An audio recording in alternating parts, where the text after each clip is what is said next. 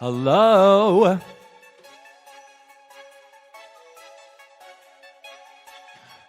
It is Sunday, and you are listening to an all-new episode of Center of the Sun. It's season 2, episode 6 of your favorite culture, society, and science podcast. Thank you for listening. Perception. Inception. Have you ever seen that movie Inception by Leonardo DiCaprio? No, me either, because I keep falling asleep during it. I've never finished it, honestly. I don't even know what it's about. But it's always struck me as a very cool movie. But all that twisting and turning, I don't know what the fuck they're talking about and what they're doing stuff in dreams and stuff. But I also think it's probably real. And because Leonardo DiCaprio is bae, I've loved Leonardo DiCaprio since 4th grade. Because I will never forget, I saw my first pair of raw titties. I saw in 4th grade, my childhood. So, long story short, I've always had like a boyfriend. Like my entire life, my best friend actually ended up turning gay. So technically I always had a boyfriend, even though we were just friends, but it was always, now that I look back on it, the emotional labor that I was doing at the time indicates to me that it was probably some sort of romantic thing, because everybody falls in love with me. It is what it is. I was adopted, so I'm like, even as a baby, like everyone falls in love with me. It's just an energy thing. But perception was introduced to me actually by my best friend's mom. By him actually, through his mother, because she was so wise. Well, my mom was wise too, but anyway, perception was introduced to me as a child because it was the realization that one's perception was like valid, was used as a coping skill. And have you ever heard the expression, your perception is your reality? I mean, I heard that as a kid, but in 4th grade, I saw my first pair of titties because I went and saw the Titanic. And no one knew that it had nudity in it. Or my mom didn't know it had nudity in it at the time. So I was sitting in the front row, and we also were sitting in the front row because it was like sold out nearly. And then so I'm like, my little 4-year-old tail's like, are those? Oh, okay. Well, I actually don't care. Let's moving along. Leonardo DiCaprio's dying. Oh, save him, Rose. But anyway, your perception is your reality. Have you ever heard that expression? Have you ever realized that you could fake it till you make it? Has anyone ever said that to you? I know gay men do it all the time. It's our gift and our curse. Oh my God. The being able to, or black people in general, just being able to code switch, being able to will yourself into, will or manifest your own reality. So earlier this week, we talked about borderline personality disorder. And I really just thought it was like the full moon and like Venus in retrograde or whatever the fuck's going on in the space that was causing everybody to freak out. And not just like one day, like for the past like month, people have been odd. And I don't know if I'm different or they're different, but everything has felt like just out of whack. So we had this training at work, and I learned that some people literally live in an alternative, separate reality. And I don't want to be an ableist, so excuse me if I cannot say the right thing or if I say the wrong thing. But I was astonished to learn that there are very severe and cascading and compounding effects of not coming to terms with one's true self. And over time, and in certain individuals, trauma and the inability to confront one's, say, in my regard, sexuality, that can lead to several mental health consequences. So, borderline personality disorder. Let me Google it. Let me get the real definition, because we talked about it last week. Maybe during one of my sunbursts. Thank you. I was my spirit was like, get on the airwaves, dude. And I did, and then I regretted it immediately. I tried it for 3 days. Send me your feedback if you'd like to hear more from me. During the week, I try to avoid the news, and I didn't realize that the world was like crashing at the time. So I was like, you know what? I really want to do a sunburst. I want to make sunbursts, or also known as shows that are not on Sunday, and not about science or not about our weekly topic, just me coming on and just basically reporting the news as I see fit. But if you felt those were helpful, send your feedback to host@centersun21.com, or you can tweet me at centersun21 on Twitter. So, borderline personality disorder. What is it? Not borderline. Borderline. I'm using my phone right now. I can't type on it. Oh my gosh. So like I really type on like a keyboard and I can't type on a phone. It pisses me off. It's like pisses me off to no end. Like I spent all that time learning how to type to now touch no buttons anymore. I'm like, this is fucking crazy. Oh, sorry, being ableist again. The ableism jumped out, sorry. Anyway, also known as emotionally unstable personality disorder. This is Wikipedia, so I just want to give the real, I guess, a better definition because I just learned about it, so. But it's a long-term pattern of abnormal behavior characterized by unstable relationships with other people, unstable senses of self, unstable emotions. There is often dangerous behavior and self-harm. People may also struggle with the feeling of emptiness and a fear of abandonment. Symptoms may be brought on by seemingly normal events. That is the key.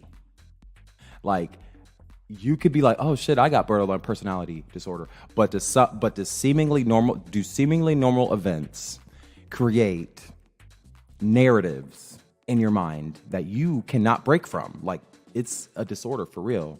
And the behavior typically begins by early adulthood and occurs across a variety of situations. Substance abuse, depression, and eating disorders are commonly associated with BPD. So BPD's causes are unclear, but seem to involve genetic, brain, and environmental and social factors. It occurs about 5 times more often in a person who has an affected close relative.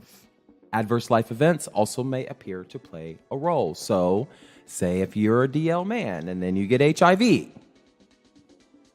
and now you're hiding a lot of things. And then over time, if you get into your 40s and 50s and you have not resolved those negative feelings about yourself, you might have a disorder coming your way because your brain can't. Because our brains are very advanced, but they are also biological, so they can also break. Cancer, things of that nature. I personally believe my brain is kind of broken just because of experiences I've had, and it's hard once you get past a certain age, your brain is done growing, so it either reroutes.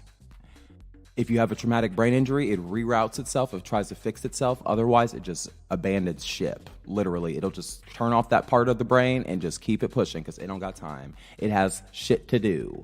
So, for some reason, it got me thinking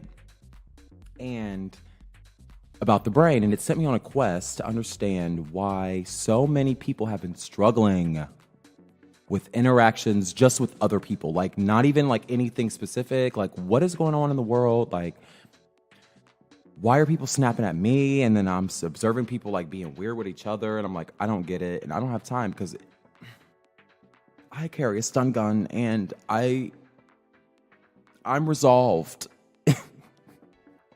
in hurting somebody else to save myself. So anyway, our consciousness, our awareness, our cognition, our ability to critically analyze the world, that can break. And I keep hitting this motherfucking microphone. It's like right in front of my face. But anyway, and I'm an expressive man, so I'm talking with my hands. I need to stop doing that. But not our cognition and stuff, it can break, but not break in the literal sense. More so, think of it more so as veering off in the wrong direction. So I was watching this YouTube video, and they gave an analogy of like a pilot. Like apparently, a pilot's job is to fly a plane, but what we don't know as passengers or as observers on the ground is that the plane is most times off course. Like not really off course, but if we didn't correct it, it won't fly in a straight line. And that's why there's like autopilot and this and that, because pilots are constantly correcting because the wind and there's shit going on. The earth is moving and we're moving around, so like, of course you have to correct it. So I think of cognition or like a disorder, a mental disorder as just like veering off in the wrong direction, because even the like least of us, even the most vulnerable people in our population still have a brain and a body, and it's still in like they have cognition, and even if they don't have 100% cognition, there's still cognition. It's still better than every other organism on this planet and probably in this universe from our perspective. So it got me thinking again. And I'm like, oh my God, that's why people practice religions like Christianity. And that call from God, that is a call to course correct. And I'm not talking about white God. I'm sorry, Megyn Kelly. I don't fuck with white Jesus. I don't fuck with white God. Sorry. Like, get the fuck out of here, Megyn Kelly. I'm glad your ass is off TV. I don't understand why you had a show in the first place. Like, I don't understand. Because I actually watch NBC News. Oh, well, I can tell. Because they're trying to be...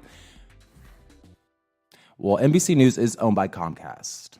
So I'm not surprised. And then MSNBC is being so lit, like, of course they want to add a bit of balance, but that's why we're in the situation that we're in. Y'all are giving space to people that shouldn't have space. Anyway, I'm off that shit. We're not even going to touch society, and we're not touching culture today, because God made us in his image, or God made us in God's image, because I don't believe God is white or a man. Therefore, because if he was, then it would be like harder to talk about this. But therefore, God is not only outside of us, God is within us. If we're made in God's image, then mirror, image, inside, So for some reason, as I continued to grow up, my spirituality keeps shifting.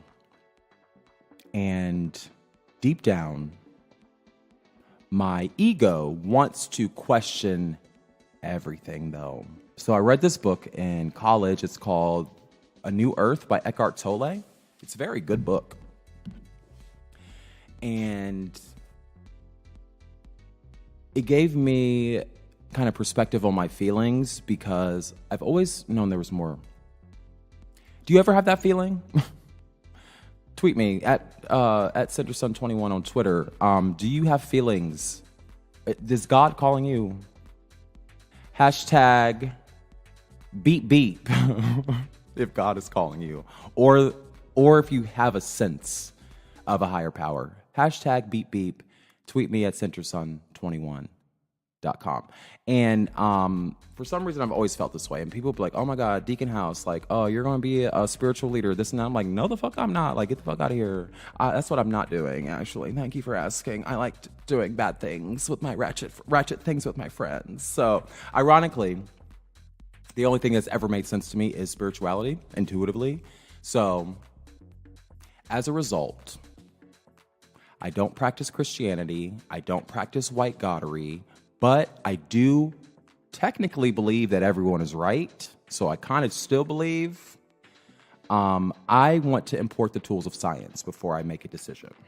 So that's what we're doing on Center of the Sun. Welcome. But don't tell my mom, because she would probably cry for like 3 weeks. So anyway, literally, why do I say that? Well, follow me. Follow me on this thought experiment, as Albert Einstein would say. So we're not going to touch society and culture this week, because I just blew my own mind thinking about coming up with today's topic. So let's recap last season. On the last season of Center of the Sun, we explored neuroscience with our favorite PhD bae, David Eagleman. He is from, I don't know where he's from, but Google him. He discovered evidence that we know literally nothing about our brains besides the fact that it is complex as fuck. Like so many things going on, but excuse me, let me take a sip of coffee. He discovered evidence that we know literally nothing about our brain except for that there's so much more to know. Like, so he just like goes around and talks about how cool the brain is. And during his work, he observed the brain's chemical processes, and he concluded that the brain is locked in both darkness and silence. And we don't realize that because we have eyes, we have ears, we have skin and receptors and stuff. But like, if you think about it, it all goes into like a vein or like a nerve or something. Like all of those signals that we receive from the world go into a nerve, and those nerves feed our brain. And therefore, our brain is just waiting for signals. So it just takes in everything, and it kind of just like collects data and then makes an expression. So it's constantly observing the world, collecting data without your knowledge, interpreting that data through your thoughts and your memories and your thinking, and then you're subsequently creating a response. And have you ever thought about that? Like, have you ever thought about, like, I remember taking psychology in college and being like, learning about memories, or learning about some memories you keep and some you don't, but you're always collecting, you're always recording. Your ear, like, even if you're not aware of what you're hearing something. Even if you're not aware of what you're seeing something. Your brain is taking it in, even without your knowledge. And we're just the meat vehicle. We're just the vehicle of this precious organ. And we just express our brain's commands. I think that's pretty cool. But like right now, my brain is expressing my heart's desires. I got up, I made coffee, I did a bunch of stuff, and then I got on the air. And my brain helps me see every human regardless of circumstance. And it allows me to see them as a highly advanced and integral part of our reality. Do you feel like an integral part of reality? So, moving forward to this season, we're hanging out with Albert Einstein's ass. I'm like, oh God, here we go. More boring ass science, but I feel like it's really important. And we're not actually hanging out with Albert Einstein. We're hanging out with Brian Greene, my new science bae. And he wrote a wonderful book called The Elegant Universe. And you can check that book out on my blog, centersun21.com. And it's like $10 on Amazon. I got a link there if you really want to see it. Or if you want to borrow it, I guess I can like mail it to you if you're really feeling like poor or something. But I returned to this book recently because I saw like a documentary like back in high school about, it was a TV adaptation of this book. I saw this it's a PBS Nova adaptation of this book. It's really well made. It's really cool. Clearly, I was the only one that was paying attention. But fast forward a few years into my adulthood, my old roommate gave me a hard copy. Why she had one, I actually, still to this day, I still don't know. And she actually didn't know either, because she was like, "Oh, you could just have it. Like, I don't even know why I have, like she was like, "Oh, you could just have it. It's fine. I never read it. I don't even know where it came from. Like, it was just chilling here." So I was like, "Okay." And I tried to read it on the bus, like when I was riding the bus at that time. I would like read it on the bus and stuff, try to make myself look smart, but it was too hard to get through. So I think I read like half of it at the time and then put it down. But I always liked Brian Greene. I kept following him. I couldn't finish his book because it was too much. It was like, oh my God, I never really studied science. I studied business. And Albert Einstein, basically, at the time that I got the book, Albert Einstein hadn't been proven right 100%. So I was like, okay, this is still a theory. Like, let me just like put it down and I'll come back to it. And then like years pass. Anyway, fast forward, basically Einstein was right. All of his theories were right. And he was right when he predicted years and years ago that gravity is like a fabric in space-time. On, I forget which episode 1 or 2, we talked about how, think of it as like a trampoline. Or if you drop a pebble in water, it creates waves. Like, think that's what gravity is. It's not a force. It's not an invisible like hand of God. It's like literally just like a way. It's a more energy. But at the time of Albert Einstein's research, he was wrong. He was technically wrong. Like, everybody was proving him wrong. And they were like, okay, you're just like crazy. Like, have a great life. And all this man wanted to know was, what the fuck was light? Why the fuck do we hear thunder 20 minutes after we see lightning? Not really 20 minutes, but like, why is it so delayed? So at the time, the convention was to explain light as like a stream of bullets, like a stream of particles, or like a stream of bullet-like particles. Little tiny lumps of energy, or string theory, also known as quantum. That's what quantum is, are like little lumps of energy, like the smallest components of our universe flowing. And for instance, like light is, we used to think it was just a stream of bullet-like particles getting into our eye, hitting the back of our eye, and bouncing off and going back out into the world. And what is absorbed is what we see or what we perceive. Perception. And at the time, a lot of scientists agreed of the mechanics of this particular quantum, also known as quantum mechanics. And I don't know if you ever heard that term before, but it relied heavily on the notion that some things in the universe, could travel faster than light. And Einstein at the time, he was never convinced that was true. He was like, nah, bitch, like nothing travels faster than light. Like, I've proven that, and I'm kind of right, so you can't tell me I'm 100% wrong. But as a result of these discoveries at the time, even though Einstein was wrong, like we still got nuclear power, we got superconductors, which led to microchips, that led to computers and other shit like that. So we've been happy. We've been sitting like happy clams ever since. We on our iPhones, like, we don't know nothing about science, but we using it, bitch. But thankfully, a few years ago, diligence was proven to be a virtue. And prior to new discoveries, we were resolved in thinking that light is both a wave and a particle, a paradox, basically. What the fuck is a paradox? Do you know what a paradox is? Let's see. Can I type on my phone right now? Paradox. Oh, God. Hold on. Sorry. Paradox. I can't spell. Paradoxical. Not parafoc. Paradox. God, I fucking hate this. And I have a 10S Max. I got the biggest one, and I still can't type. My thumbs are just big. But a paradox is a seemingly absurd or self-contradictory statement or proposition that, when investigated or explained, may prove to be well-founded or true. So we just accepted it as just another part of life that we didn't understand and that we were never going to understand, but we're going to get this nuclear power and we're going to live our best life out here. Like, what? So fast forward to today. We know that basically everything is a wave. So that's hard to conceptualize because we don't see waves.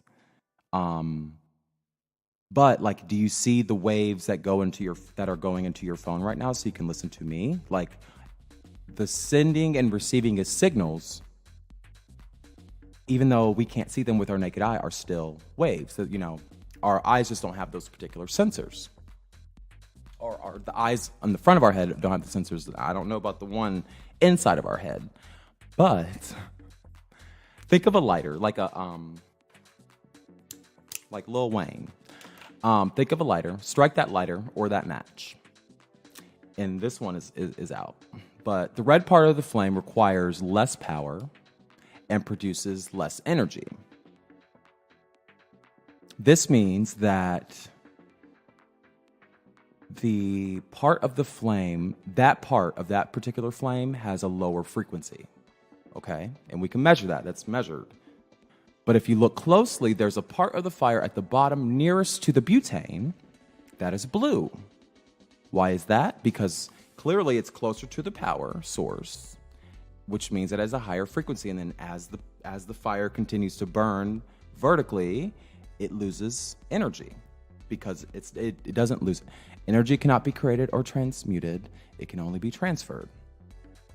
So it's being transferred to the atoms and the other things in the air. So it's exchanging energy. Think of that as, think of that. Like as it goes, like as it gets further from its source, it loses energy. So look at your hand, basically. Imagine that your frequency is so far from its source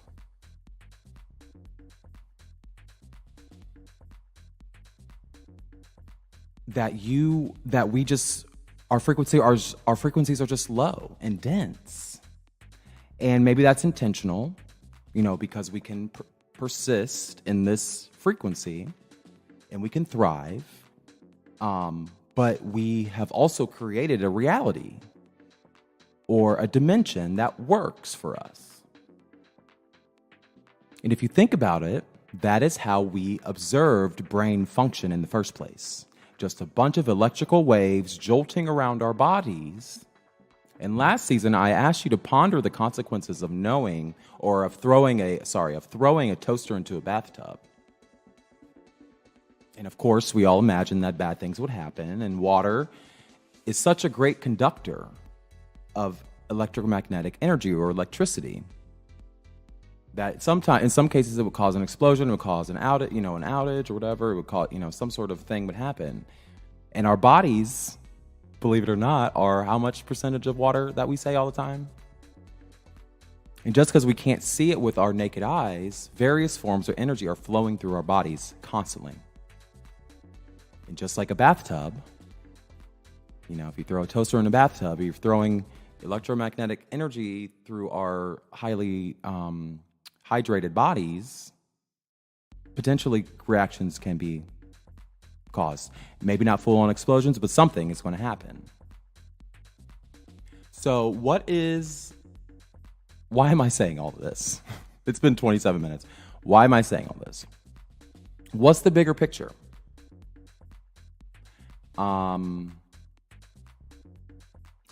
So if you follow me on Twitter, for some reason I felt drawn to the Bible last week. After seeing all the horrible things happen in the world and seeing this election like really gear up and like mass shootings and just like bombs and like weird stuff. So I was drawn to my Bible, my little tattered Bible. That's the only Bible I've had. The only Bible I've bought. I purchased it when I was a teenager. And something always told me to keep it. Like, even though I've sworn off and rejoined and like I have been back and forth with my spirituality, but it's such a good Bible because it's small. It's just a good Bible.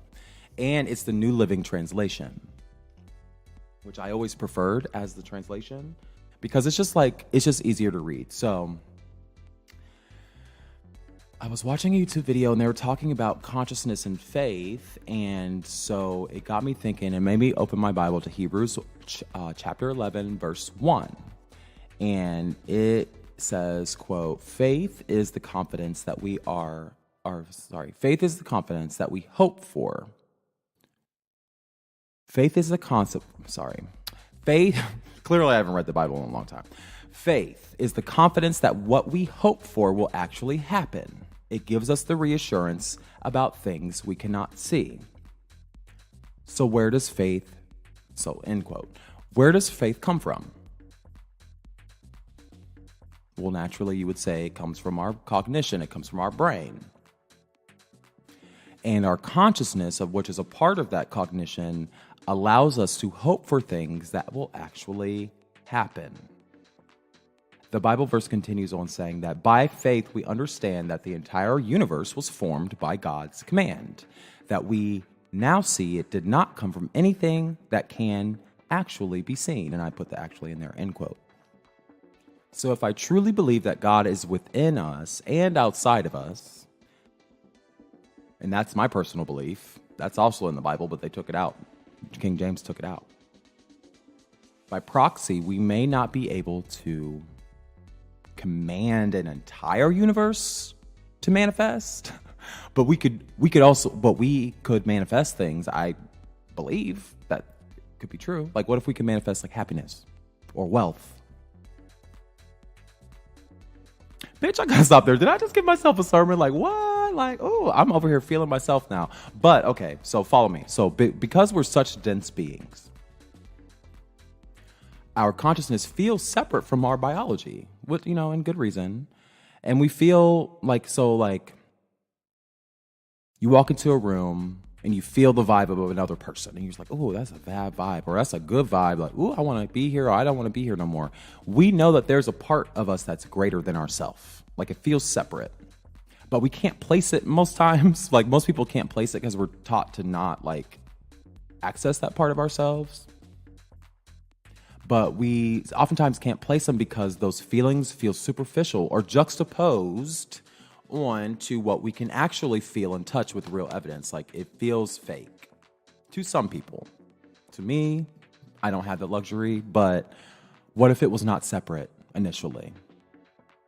What if our consciousness had the ability to transcend this reality and jump into another dimension?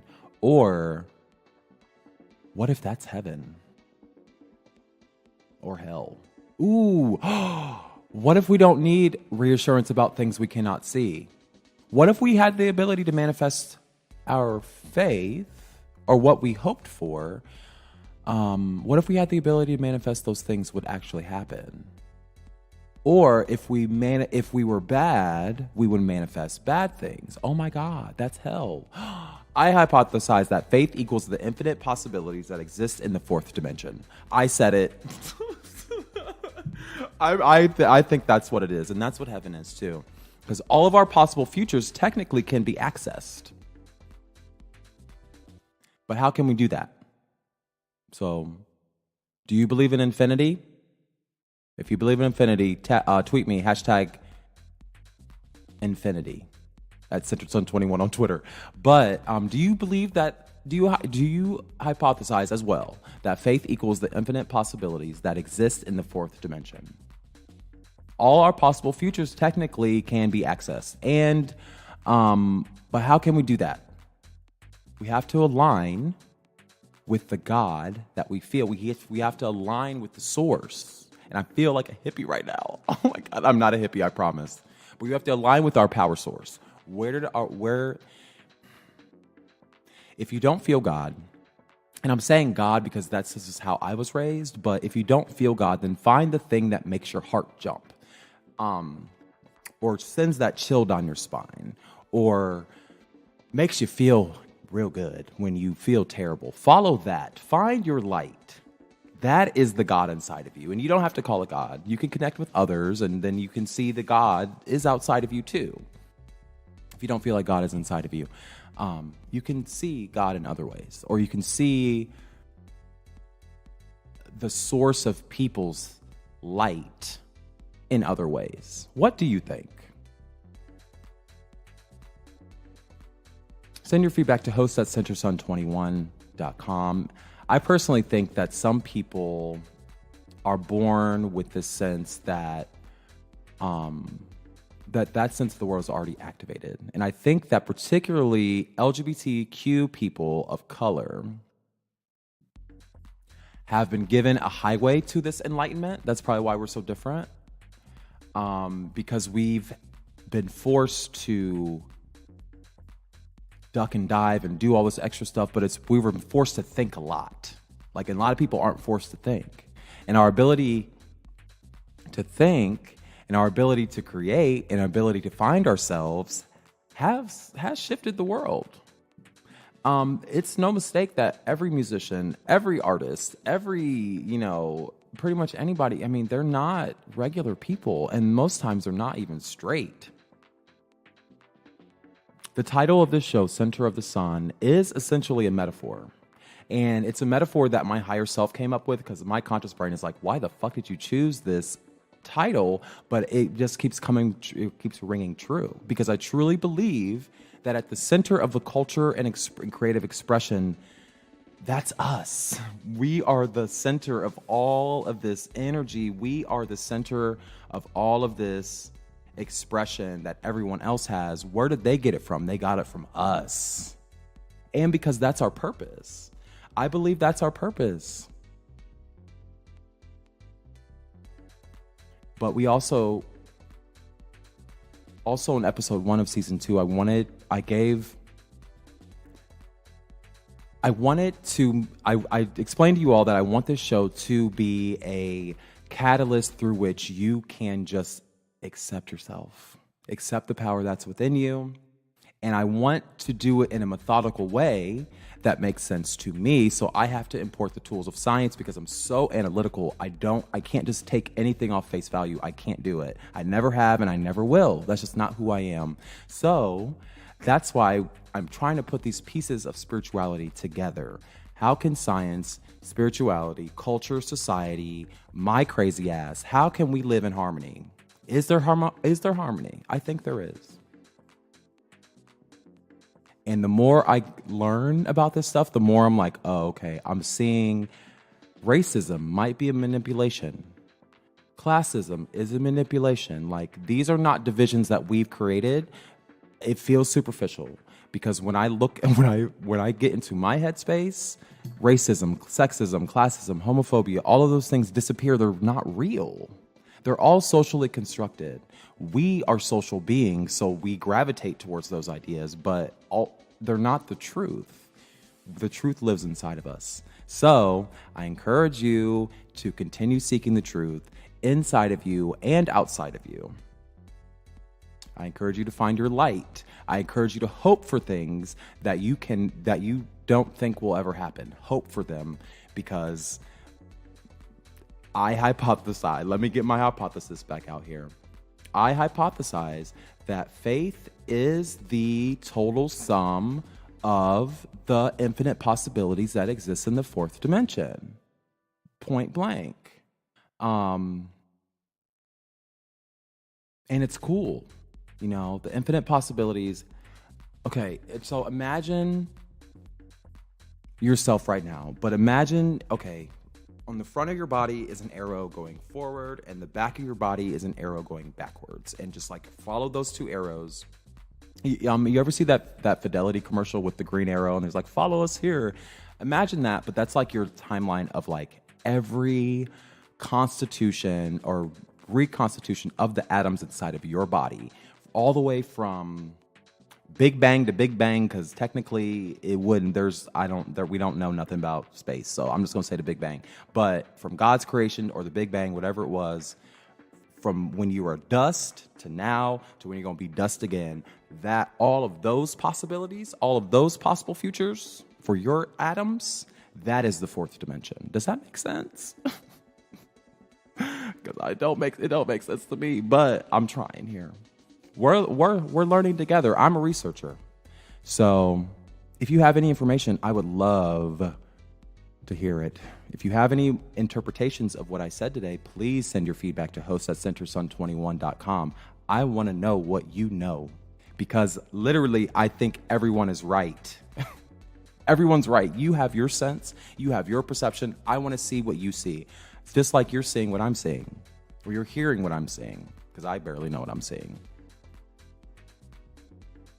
Anyway, that's it for today's episode. We're not talking about Donald Trump. We're not lowering our energy. He's the lowest form of energy that we have right now on the earth. I mean, the rocks are going to cry out at this point because they have higher vibration than Donald Trump's ugly ass. So anyway, thank you for listening. Please visit www.centersun21.com. You can tweet me on @centersun21 on Twitter, or you can send your questions and feedback to host@centersun21.com.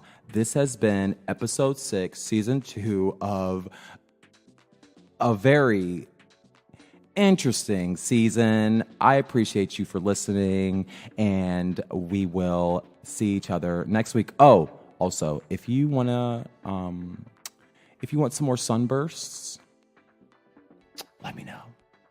Talk to you later.